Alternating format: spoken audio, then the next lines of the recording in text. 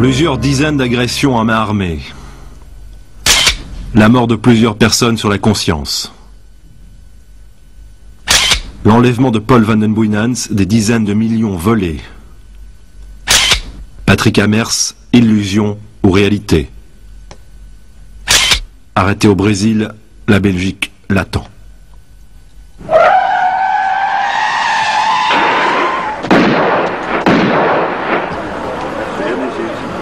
Un gendarme blessé, c'est le prix de la liberté pour Patrick Amers.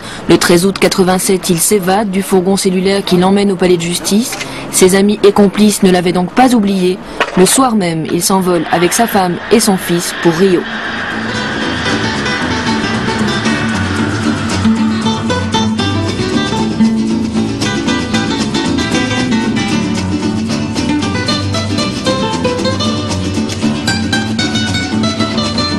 Toujours l'angoisse d'être arrêté. Bon, c'est pas tout à fait les plus belles années, mais quand même, ça restera un beau souvenir.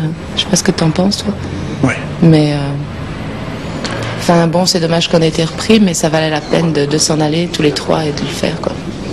Ça valait la peine, moi je regrette rien. J'ai vécu 2 ans avec mon fils et ma femme tous les jours. Et notre fils, il est du très matin au épanoui. soir et du soir au matin. Ouais. Et notre enfant est très épanoui, il est bilingue. C'est dommage qu'il va tout perdre.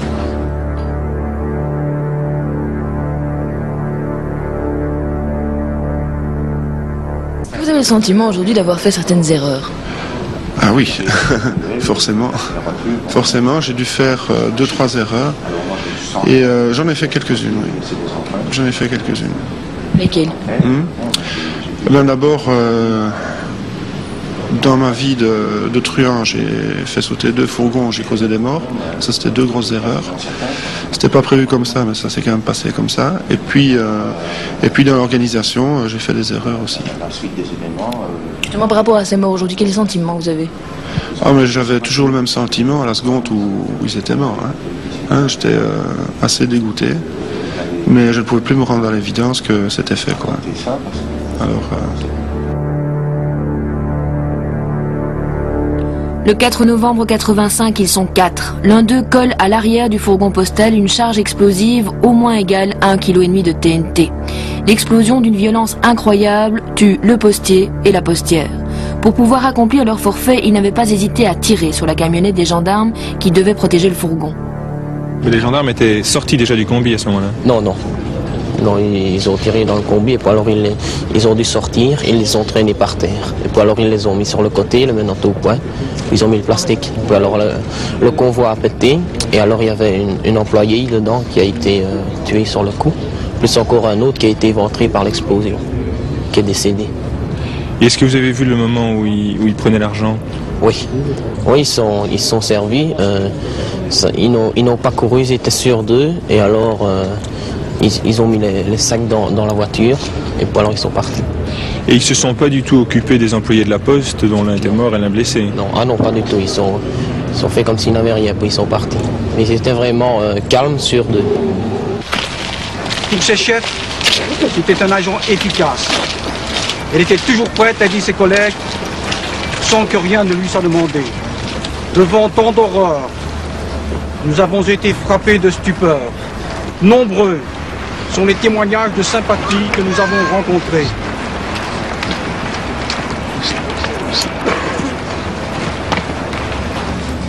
Et alors, ça vous empêche de dormir? De dormir, non, mais ça ne m'empêche pas d'y penser. Ça vous a pas empêché d'agir? Ça ne m'a pas empêché d'agir. Je l'ai fait. Je ne pensais pas tuer quand je l'ai fait, mais ils sont morts. Et comme je vous l'ai déjà dit, on ne revient plus en arrière. Quand c'est fait, c'est fait. C'est trop tard.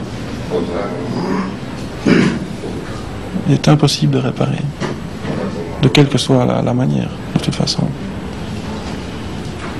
Il faut continuer à vivre avec ça, c'est tout. 3 ans plus tard, la bande à Amers récidive. Cette fois, c'est à Grand Bigard contre un fourgon de la société GMIC. La charge explosive ne doit pas être inférieure à celle qui a fait exploser le fourgon postal. La technique, qui avait déjà tué 2 fois en 85, assassine une 3e fois le 31 janvier 89. Vous savez, regretter, c'est peut-être facile aussi. On se dit, on fait des choses et puis après, quand ça va plus, tiens, je regrette de l'avoir fait. Alors je vous dirais que ma vie de truand, je la regrette pas. Je regrette certains faits énormément, mais ça, ils sont faits.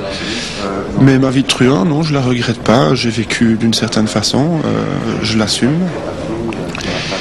Et qu'est-ce que je pourrais vous dire d'autre? Pourquoi c'est une belle vie? C'est ce que C'est une vie spéciale, oui. C'est une vie spéciale. C'est une vie d'aventure, parce que bon, on peut se faire tuer aussi à n'importe quel moment. Chaque fois qu'on fait une action, je peux me faire tuer aussi. Moi, je dis tout de suite, j'aurais préféré qu'on s'en compte et qu'ils sont pas truands. Oui. Ça aurait été mieux. Vous l'auriez aimé quand même? Bien sûr, ça n'a rien à voir avec ça. On s'est aimé tout de suite, alors ça n'a rien à voir. Je savais pas qu'il était truand quand on s'est rencontrés. Il dit qu'il regrette, mais j'ai plutôt l'impression qu'il s'agit pour lui d'un événement qui a peu d'épaisseur, qui a peu de résonance. Je pense à un patient qui me racontait, psychopathe lui aussi, qui me racontait lors d'un entretien qu'il avait fait de la prison parce qu'il avait accidentellement tué un enfant parce qu'il s'était énervé sur lui et il l'avait étranglé et puis le gosse était mort. Bon. Et c'était pas voulu, mais enfin c'était comme ça. Et là, c'était frappant parce qu'il y avait un regret formellement exprimé, mais au fond on avait l'impression un désintérêt pour cet aspect des choses. Pas alors il y a certainement un manque d'épaisseur, un manque de résonance dans ces choses-là, non seulement vis-à-vis d'un acte criminel, vis-à-vis d'un meurtre, mais aussi, je dirais, vis-à-vis de l'événement en général.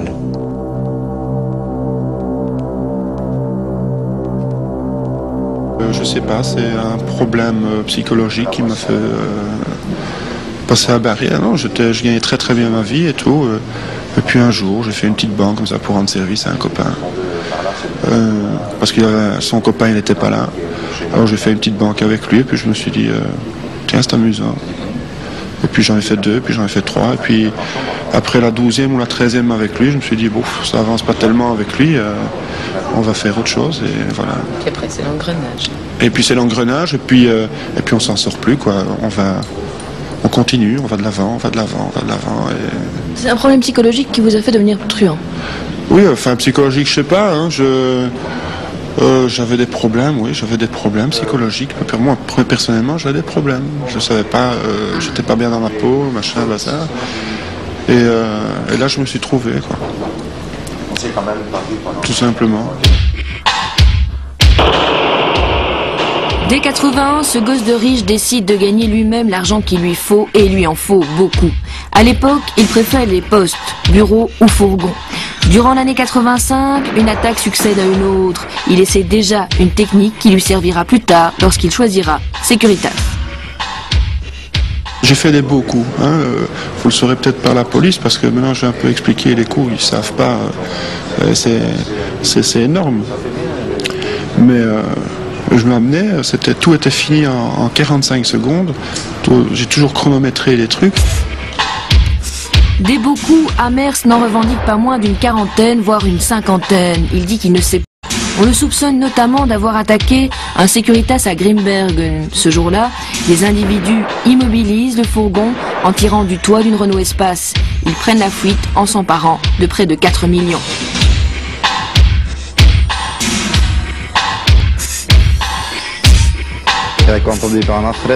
J'étais sur la route et tout à coup, devant nous, environ 5-6 mètres, une voiture ouvre son toit. Les occupants sortent des armes et ils tirent sur moi. J'étais au volant. J'ai eu la réaction de freiner brutalement et j'ai remarqué qu'une balle était passée juste entre mes jambes. Après, ils m'ont frappé avec la crosse de leur arme, ils m'ont fait sortir du fourgon et m'ont obligé à aller à l'arrière. Là, ils m'ont encore frappé et je suis tombé. Pendant ce temps, un des gangsters s'occupait de mon collègue à l'autre bout du véhicule. Là, je ne sais pas exactement ce qui s'est passé. Après, une voiture nous a croisés. Ils ont encore tiré. Peut-être qu'ils visaient la voiture, mais la balle a frôlé la tête. En tout cas, des hold-up comme ça, c'est pas permis. Moi, je dis qu'ils ne tiraient pas pour nous faire peur, mais pour nous avoir. Zo'n overval is voor mij niet meer normaal, zoiets. Dat is niet meer schieten voor te zeggen, voor schrikkant, ja, dat is effectief schieten voor te hebben. Et c'est sans doute la bande à Amers qui attaque un fourgon Securitas à Ruysbroek. Ce jour-là, les gangsters tirent sans blesser personne, butin, environ 1 million. Le 18 avril 88, on croit que c'est encore Amers qui tente un hold-up à Oderghem. Ce jour-là, des coups de feu sont tirés, mais les voleurs ne réussissent à s'emparer que de papiers sans valeur.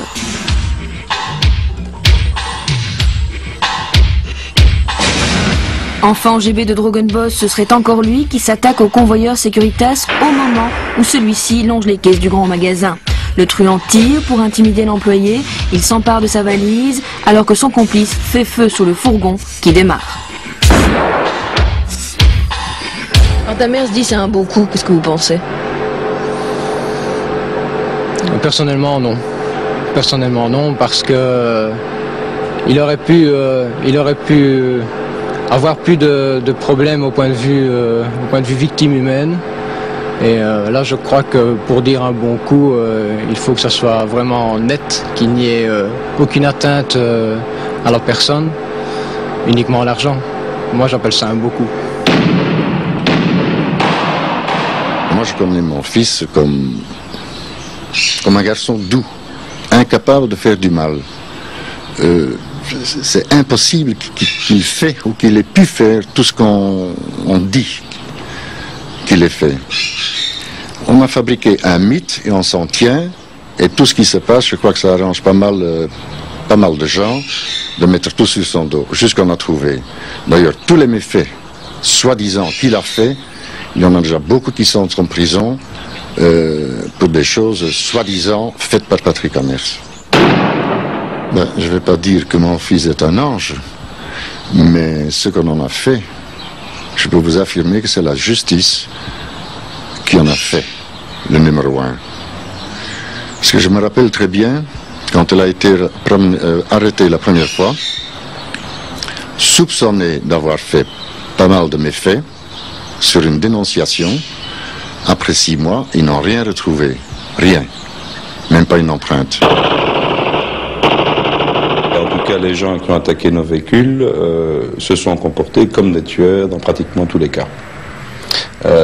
Quand vous attaquez d'un véhicule roulant à un autre véhicule roulant et que vous tirez sur la cabine à travers la vitre, vous êtes certain que vous risquez très certainement de tuer un des occupants. Et ça a été le cas dans bien des cas. Les tueurs n'ont arrêté de tirer que quand notre équipage s'est rendu l'équipe et le camion étant bloqué. Donc jusque-là, vous avez vu des photos de véhicules criblés. Disons, heureusement, tous les impacts n'ont pas traversé nos blindages, mais l'intention était de blesser et éventuellement de tuer l'équipage pour qu'il se rende.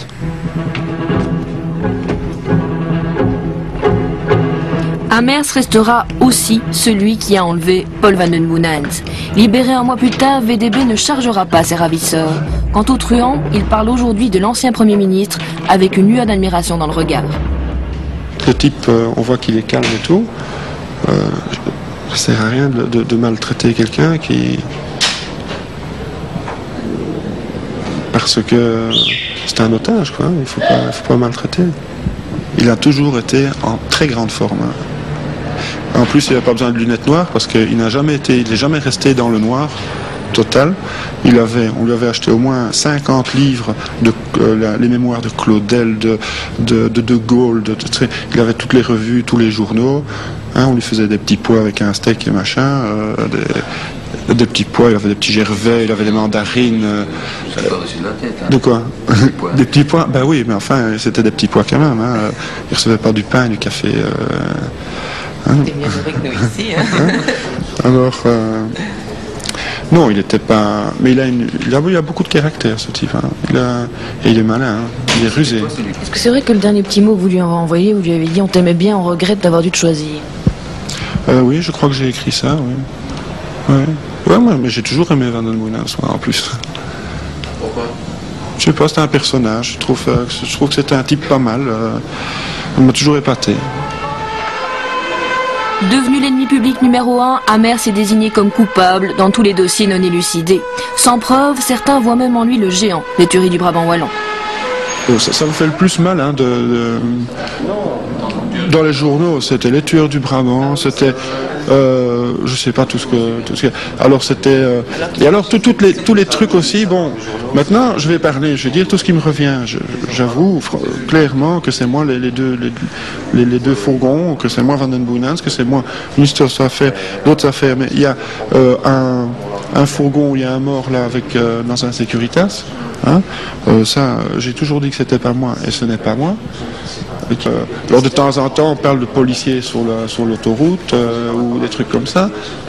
Ce n'est pas moi qui ai fait les policiers. C'était un 17 aussi quand accusé, parce que c'était une date un 17. Oui, ça marche comme ça. J'ai fait deux coups un 17. Alors comme l'autre coup était un 17, bon, ben, ça peut être forcément que moi parce que c'est la loi des séries. Le samedi 27 mai, les deux gendarmes belges qui se sont déplacés à Rio savent que Patrick Amers va téléphoner à son père. Il parie qu'il l'appellera de ce central, situé dans le shopping center de Barra, le quartier chic de Rio. À 10h, leur mission est accomplie. Amers et son complice Zeyen sont arrêtés par la police brésilienne.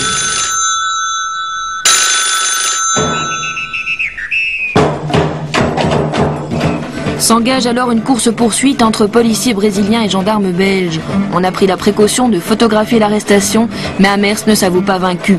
Dans la voiture de la police brésilienne, il tente de négocier sa liberté. Les Brésiliens conseillent alors à nos gendarmes de rentrer à leur hôtel et promettent de les appeler dès qu'ils auront découvert la villa qu'habitait Amers. Vous avez déjà pensé par exemple à négocier votre liberté? Absolument. Financièrement? Oui, il n'y a que cette façon-là. Vous l'avez fait? Je l'ai fait, oui. Vous avez payé? Non, je n'ai pas payé. Et pourquoi ça n'a pas marché alors? À cause de la police belge. C'est tout. Et maintenant ce sera plus possible, vous pensez? Vous êtes... Non, maintenant c'est fini. C'est fini. Il y a eu trop de... Non, maintenant c'est fini. Le mandat d'arrêt est arrivé au juge. Je crois où il est arrivé ou il n'est pas arrivé au juge fédéral. Pas le mandat d'extradition, le mandat d'arrêt est arrivé. Le mandat d'extradition. Et je pense que c'est plus possible maintenant.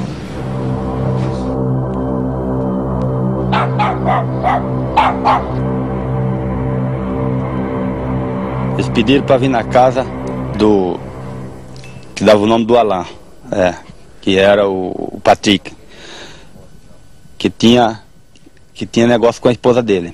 Eu falei que ele não estava, o Patrick não estava. Aí ele se identificou, falou que era federal. Aí eu deixei ele subir. Chegando aqui, eles deram voz de prisão a ela e levaram ela onde estava o Patrick na portaria. E aí o Patrick ia se encontrar na portaria, quer dizer que ele vinha atrasado, entendeu? E aí foram todos embora? Foram todos embora. Voltando às 11h30 da noite. Os policiais revistaram a casa? Revistaram na primeira vez que vieram aqui. Mas na noite? Não, na parte do dia, 1h da tarde. Avec son fils, sa femme et son complice Zeyen, c'est ici que Amers vivait depuis 3 mois. Lorsque les policiers brésiliens reviennent le soir à la villa, nos gendarmes peuvent les accompagner. Ils se rendent compte à ce moment-là qu'ils ne participent en fait qu'à la seconde perquisition et ignorent ce qui a disparu lors de la première. La visite est rapide, pas question de prélever des empreintes ni de saisir des objets. Pas le temps non plus de chercher des adresses, les adresses par exemple des autres complices d'Amers, qui étaient pourtant bien à Rio à ce moment-là, des voisins, reconnaissent formellement Philippe Lacroix et Marc Van Damme. Il avait pas mal de visites, assez souvent. Des personnes qui montaient le voir, qui étaient presque toujours les mêmes. Il y avait un couple et 2 autres hommes, mais ça on les a jamais entendus parler, on ne savait pas s'ils étaient étrangers, s'ils étaient brésiliens, mais ils venaient d'une manière assez fréquente le voir, mais d'une manière irrégulière. Et au moment où la police est venue, ces gens-là n'étaient pas là? Ces gens n'étaient pas là au moment où la police est venue. Mais apparemment, ici nous avons un contrôle à l'entrée de la propriété. Et pendant que la police était dans la maison, le couple est monté. Et quand ils ont su ce qui se passait là-haut, ils ont fait un demi-tour assez rapide. Ils sont partis d'une manière assez rapide du condomine. Et je crois que ils se sont échappés de cette manière-là. Et puis, parmi tous ces points d'interrogation, comment se fait-il qu'alors que les scellés se trouvaient sur la maison, nous ayons pu y pénétrer sans problème? Lorsque la police fédérale nous découvre, elle n'est même pas étonnée. Amers n'avait pas tout à fait tort. Au Brésil, beaucoup de choses s'arrangent. Vous devez jouer, vous avez perdu. Maintenant, je suis fatigué. Mais on savait que ça allait finir parce que si ça n'avait pas fini par l'arrestation de la police, il y a un moment, on aurait dû prendre une décision. Me sourire à la télévision, c'est du soulagement. En fait, peut-être... Vous êtes soulagé? Hein? Oui, c'est du soulagement. Pour ça qu'on était décontracté. Dans un sens, ça fait du bien. À certains moments, ça fait du bien, quoi. Parce que ça, il faut pas oublier, ça fait... ça fait 10 ans que je vis sous tension et ça fait 2 ans qu'on vit sous tension tous les 3.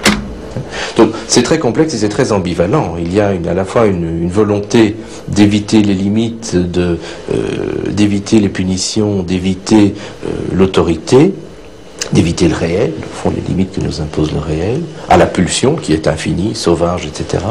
Et en même temps, il y a manifestement une recherche de ses limites finalement, et de la punition, etc. etc. On peut d'ailleurs se poser la question des circonstances de son arrestation. On voit très bien qu'il fait quelque chose d'idiot. Il est trop entier, il veut toujours tout faire à fond. Et il a toujours, bon, s'il va gagner de l'argent, il va croire que ça va pas être assez. Toujours peur que ce soit pas assez, il veut que tout soit parfait, tout soit trop bien. Il veut tellement que ce soit trop bien qu'à la fin, c'est pas possible. Mais c'est ça, c'est ça qu'il a mis dedans en fait. Parce que s'il avait eu plus le sens des mesures en se disant que... Parce que moi j'avais beau lui dire ça me suffit, on va être heureux avec ça. Il croit pas quoi, il croit qu'il faut que ce soit encore plus beau, il veut faire les choses tellement bien que... Pour sa femme et son fils surtout, mais pour ses amis aussi comme ça, il est entier. Pour vous, qu'est-ce qui a plus de valeur dans la vie? Pour moi, ce qui a de plus de valeur, mon fils et ma femme. Et mes parents. L'argent? L'argent passe après. L'argent, ça tourne, ça aide à vivre comme je veux vivre. Mais c'est pas ma vie, l'argent. Ça vous a quand même bien occupé? Ben oui, puisque je veux de l'argent pour vivre comme je veux vivre, je dois... Vous voulez vivre comment? Non, avec ma femme, mon fils, moi je suis comme ça, je veux vivre avec eux tout le temps, quoi. Mais il ne faut pas nécessairement de l'argent pour ça. Mais si, parce que je ne veux pas travailler, je ne veux pas passer 8 heures dans un bureau, et pendant 8 heures je ne les vois pas. Alors je vis 24 heures sur 24 avec eux, à faire des choses, à faire des choses avec eux. Vous dépensez quand même 500 000 francs par mois, c'est beaucoup. Je savais même, ça va vous paraître débile, mais c'est pas la première fois d'ailleurs que la police a à voir avec moi question d'argent. Mais je savais pas qu'on dépensait autant. Et moi j'étais persuadée je croyais qu'on dépensait 100 000 francs par mois. Parce que j'avais dit à mon mari, si tu places l'argent comme ça, c'est bien, ça va nous suffire, on a 100 000 francs. Lui devait penser qu'on devait dépenser dans les 300 000, 200-300 000. Mais 500 000, vraiment, je savais pas. Ça, j'étais tout étonnée. Mais parce que les choses que j'aime coûtent cher, malheureusement. Je crois qu'on est là dans un une pseudo-normalité, une pseudo-lecture normale de la réalité.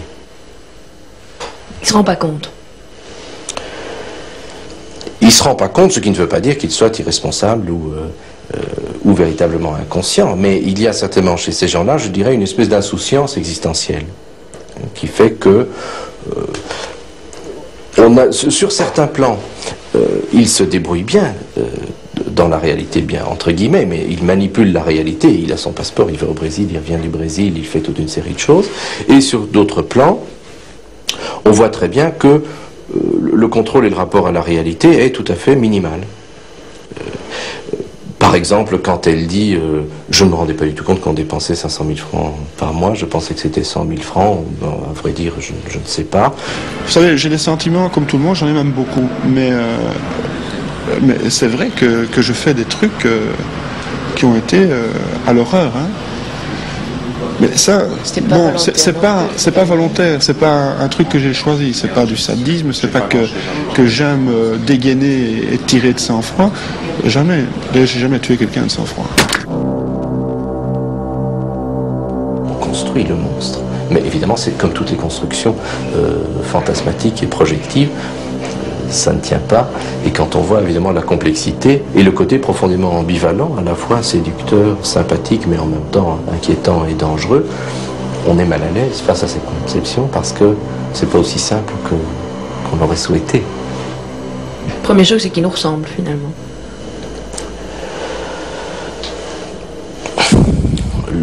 Il faut faire attention aussi à ne pas banaliser, si vous voulez, et dire au fond, on est tous... il y avait un article psychanalytique qui s'appelait « On est tous des pervers ». C'est vrai qu'il y a un côté certainement psychopathique et pervers chez chacun de nous, mais entre le fantasme archaïque, plus ou moins latent, et la mise en acte, sur des années, il y a tout de même un monde. Les années à venir, c'est simple, ma femme va retrouver la liberté, elle va élever mon fils, il y aura mes parents pour faire un cadre familial, et puis moi je vais tirer mes années de ballon à faire, et puis c'est tout. Je veux dire 15, 16 ans, 17 ans ferme, sur 20 ou 25 que j'aurai à faire, quoi.